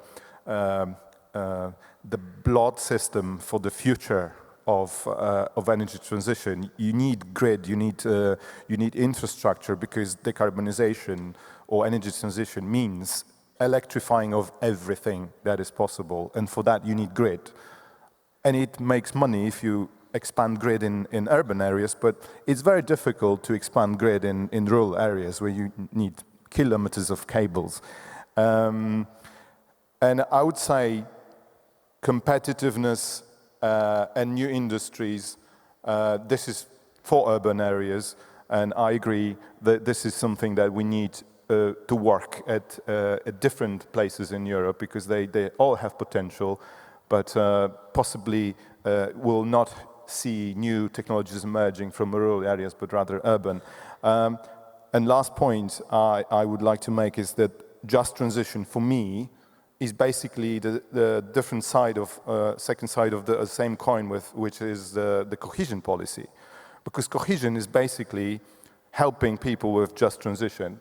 It's something that is, we treat just transition today as helping some selected areas, as you pointed out, the tip of the iceberg. But for me, just transition is not only coal, is all manufacturing that is legacy industries, is car industries, chemical industries, refining, but also helping people in rural areas to adapt to the new reality. It's behavioral change. Energy transition is a behavioral change, so cohesion policy should also try to address that issue.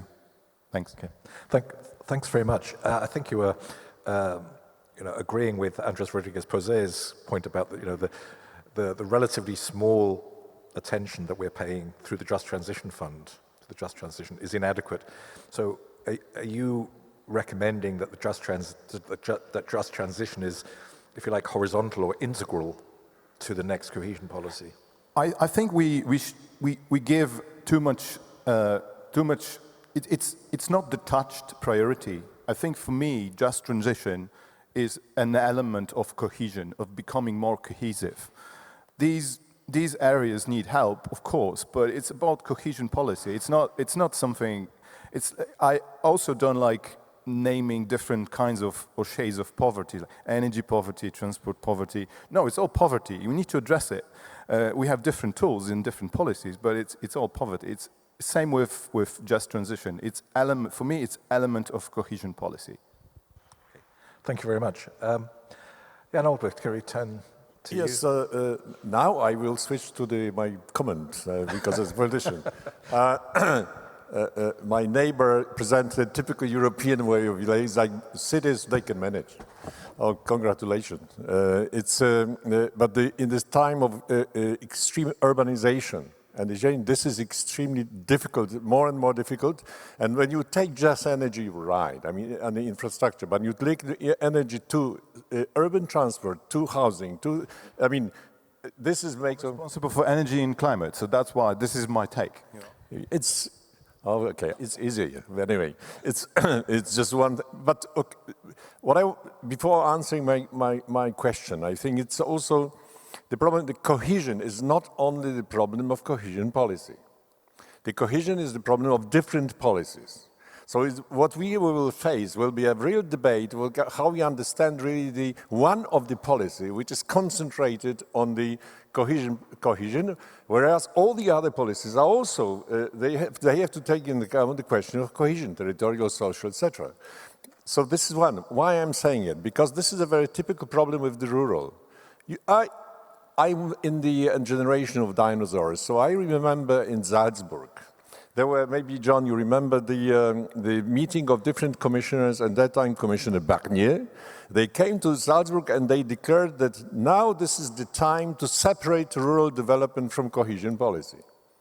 Why they did it? Because they were afraid that cohesion policy will go down, and they were afraid that the rural problem will go down with the cohesion policy. So they separate rural development from cohesion policy. What happened? It means what happened is that rural development, which is exactly about cohesion, rural development is about the cohesion. It became a kind of reservoir for the agri-production. So this is a very famous modulation. It means that if there is not enough money for direct payment, you can take it from the rural development.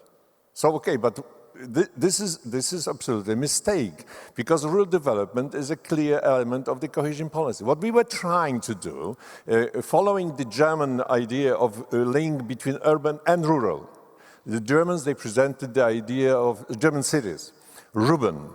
We created the initiative Urban. We even give the money to OECD to prepare the report between rural and urban, proposing the Commission to create a special fund for rural-urban cooperation. No result. Why? Because the ministers in different member states, they were defending their own policies. The commissioners were defending their own money. So they say, no way. You have cohesion money, rural development money, no possibility. Now with the objective 5, it's a little bit easier. I hope it will work. I think that rural development is exactly the element of cohesion policy. We should save it, because if not, it will be reduced like the cohesion policy has been reduced last years for different elements, what Jacek Protas explained before. When we speak about the territorial approach, of course the territorial approach is about territories. So if it's about territories, be careful. Territories is not always authorities. It's not always authorities. Territories meaning, for example, NATS 2 is not about the regional authorities, it's about territory. The question who can make the policy concentrate on the territory. The policy can be made by the government and by the regional on the territories. It's not the question of the regional policy. It's not about the competences of regional authorities. The question is, what is the role and how we can organize the policy, giving the regional authorities the possibility to decide. But this is not everything for the territorial, because territorial meaning it comes from different policies, different money, etc. So that's why when we speak about the questions about the functional areas, of course, the question is to understand what is the instrument, what is the best way. As I said, when we use the terminology metropolis, it will be exactly the opposition. And it will be exactly, I will use your expression, they will manage.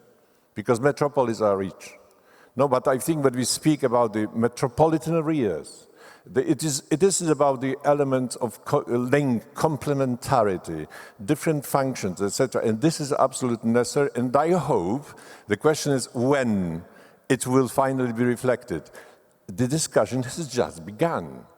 And we have to have it in the regulation for the next years. It's absolutely necessary to also to propose some kind of, like it was very famous, 5% or 8%, to have a kind of ring fencing. Ring fencing saying this part of money should be for this kind of elements. It's also reducing a little bit the freedom, but of course it's necessary to do it. That's why I hope that in the next regulation we will find on not only the urban initiative, but also the element of urban areas, reading the metropolitan areas. Which is, of course, giving the light to the cooperation between the cities and surroundings, and, of course, answering your question, like, for example, the energy support for the territories around cities, which very often are neglected. Thank you. Okay, thank you. Thank you very much. A couple of really interesting points there. I mean, one is the point that you started to develop towards the end there, a more sort of flexible approach to territory and thinking quite sort of differently. Also networks, sort of relationships between cities and so on. It'll be interesting to see the ex post evaluation of these territorial instruments that we've been experimenting with over the last period, and what can we learn from that for the future. But the other bigger point that you're making, which also runs through the report of the high-level group on cohesion policy, is that cohesion is not just about Just one comment. I can give you a very good example from the Polish case. When I was about the urban dimension and the other dimensions, and territorial dimension, when I became the marshal, it means, we mixed the marshals, different, president of the region, I remember the first approach to the regional contract.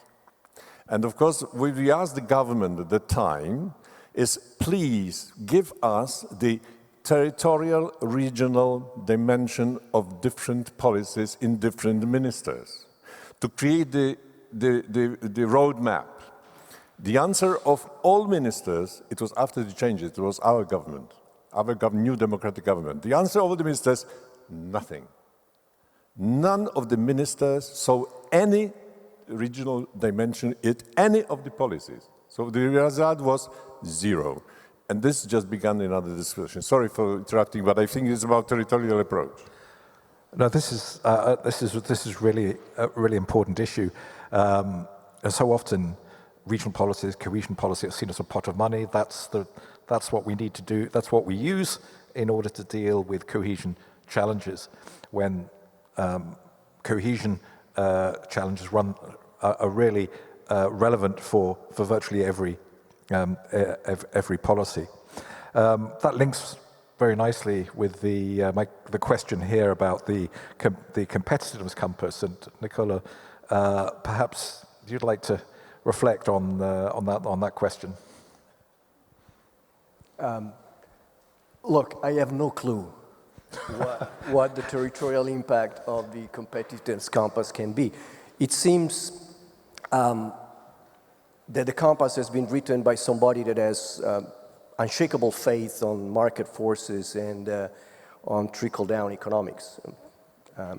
Trickle-down economics whose effects are nowhere to be seen in the history of humanity, I think.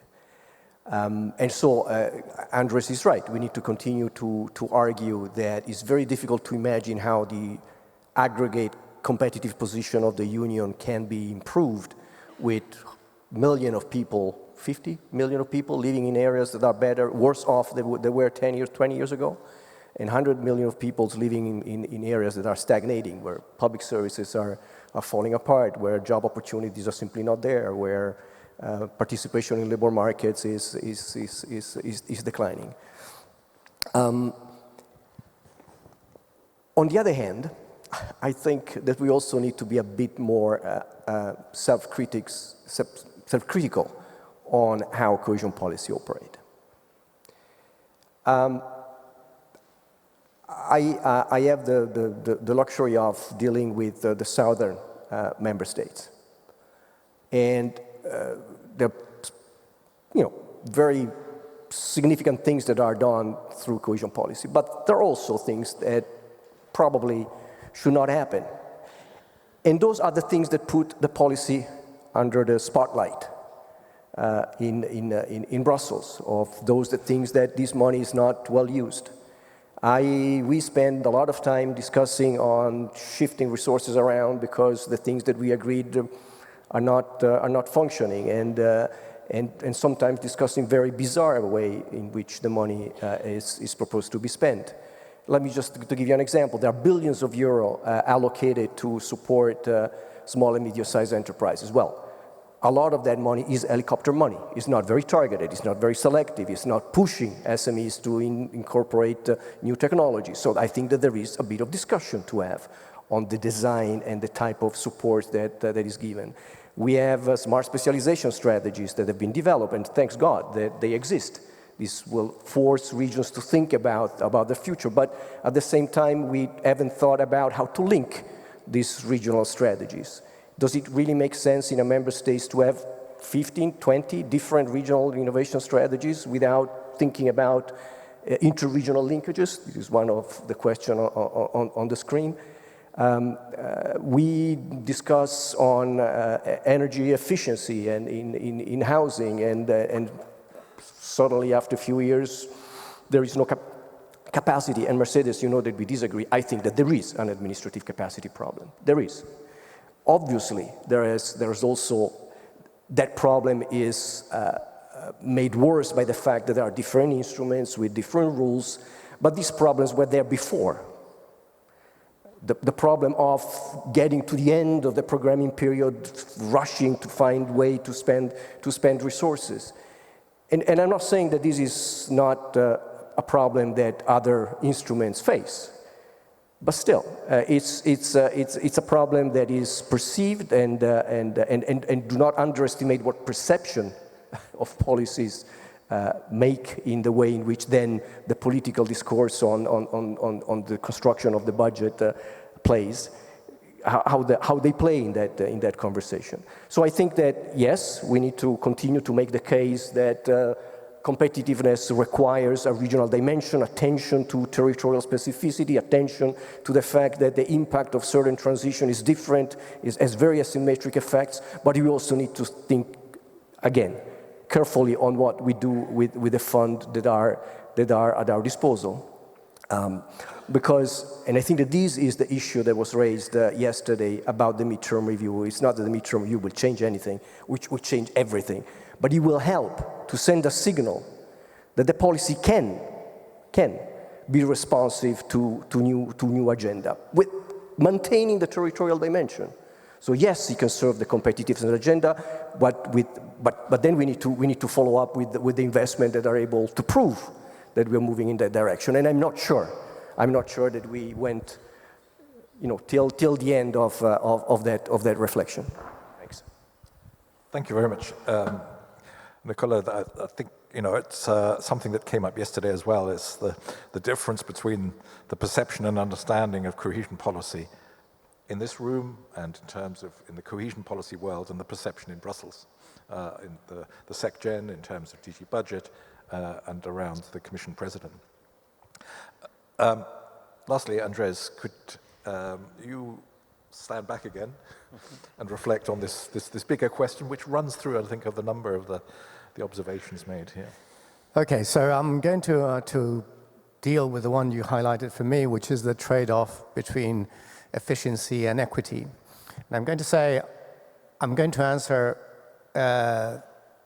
taking account of my origins. I am Galician, not Galician from this part of Europe, but Galician from the western part of Europe. And we Galicians from the western part of Europe, we are the ones who, when you meet on a flight of stairs, you don't know whether they're going up or down. So they are also the people that always answer a question with another question. So my answer to this one is this really a trade-off? Because in my view, there's no trade-off. You cannot have a policy that targets efficiency without achieving or looking into equity, and you cannot have a policy that targets equity without looking at efficiency. If you do it, both policies are bound to fail, and I'm going to explain that in a moment. Policies that target fundamentally equity are policies that by stealth become social policies. And because they are social policies, and social policies are very necessary, but we don't need social policies that are social policies by stealth. And as a result of that, they are bound to become just compensation policies that do not work. And the problem is that it's not the real situation, but for long, many people, including many people within the European Union and the European Commission, have considered that cohesion policy was not a development policy, but a social policy by stealth, and therefore highly vulnerable and the first target when things go wrong. So let's go for policies that tackle efficiency. But here the idea is, and the logic is very clear, if we get greater efficiency, let's say we make the cake bigger, more people can eat from that cake. But the problem is when we go for efficiency, we might not, if you're a cook like me, your cake is not going to grow, so it's going to be small. But if you're a good cook, the cake is going to be bigger. The problem is that what we're seeing is that not everyone eats more, but really very few eat a lot and become fat, and the rest are looking at the others eating, creating not just problems of development, but also resentment and discontent. And this is what has been happening in many parts of the world, where we're seeing concentration of economic activity in certain places. And that would not necessarily be bad if we had these so-called automatic stabilizers that would work.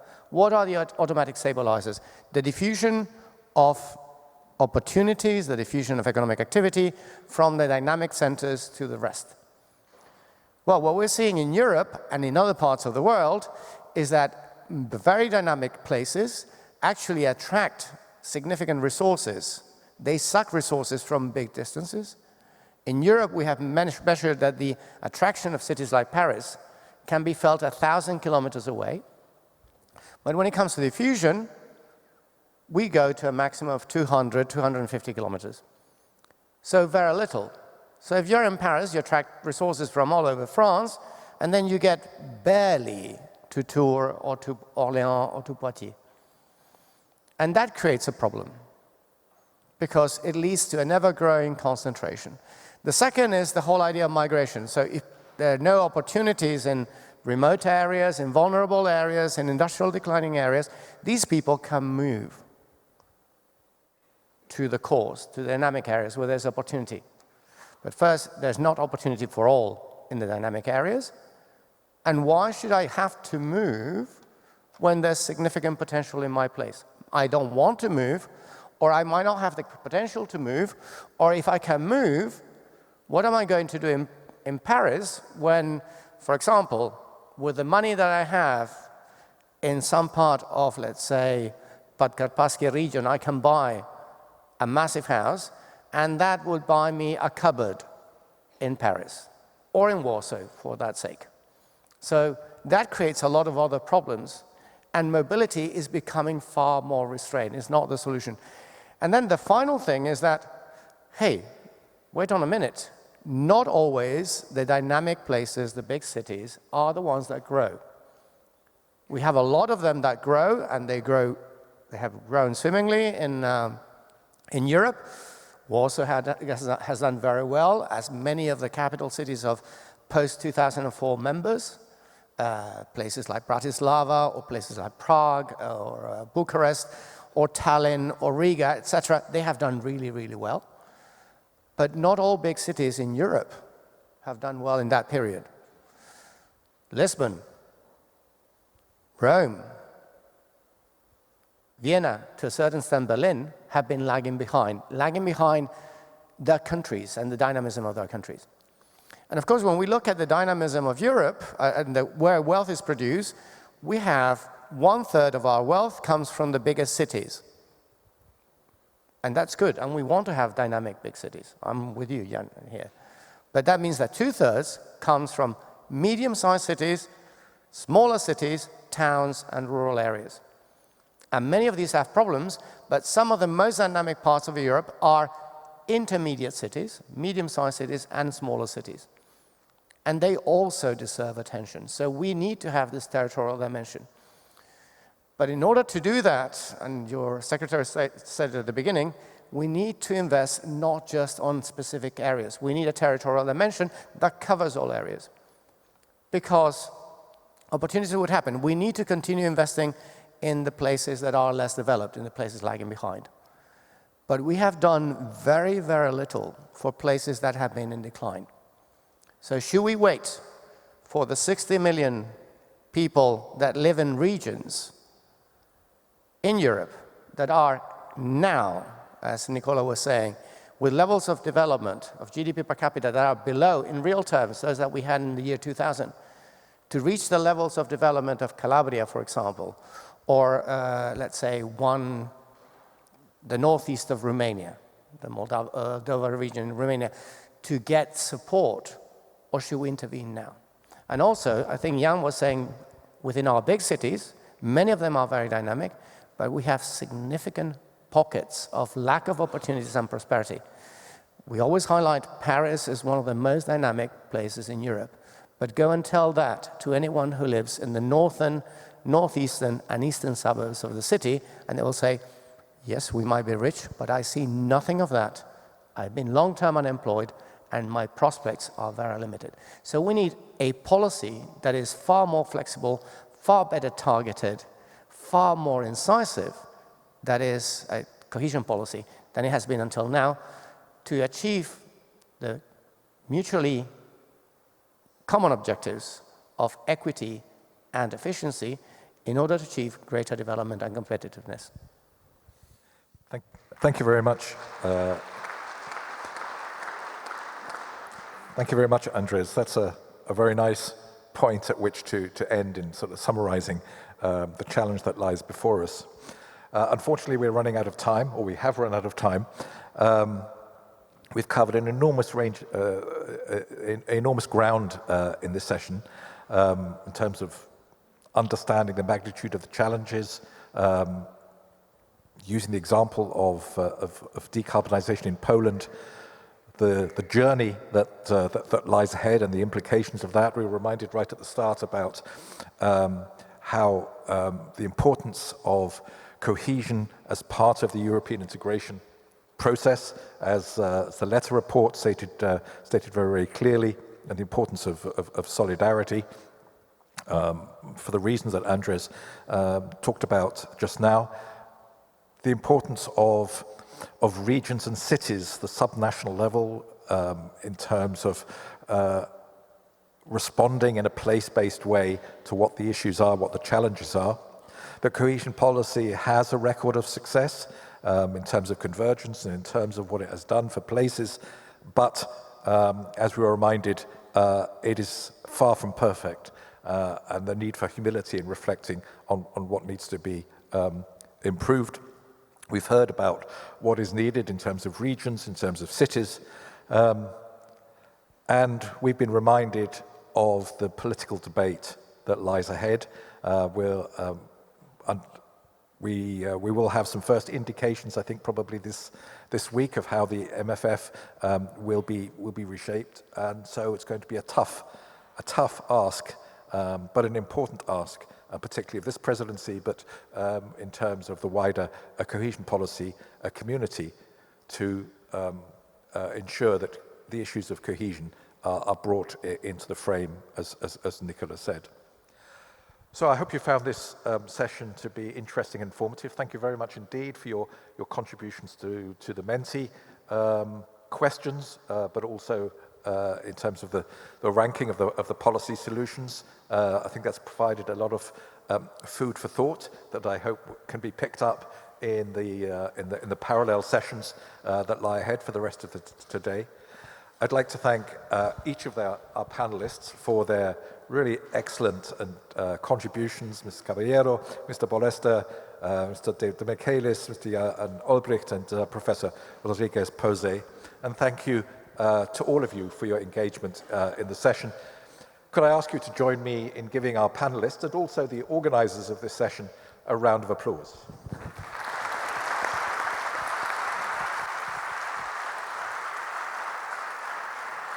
And of course to our moderator, Professor John Bachler.